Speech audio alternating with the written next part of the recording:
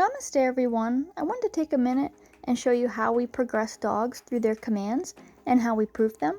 So Jack is on NCS remote collar for all of his commands, and right now we're working on a lay. But what happens if he breaks that lay? If he breaks command, I'll mark it with no and apply e-collar stim at his working level. If he needs it, I'll also help him out with the leash. Anytime I have a dog that breaks a command, I'm going to run them through that same exact scenario as closely as I can until I can get it to where the dog doesn't break anymore.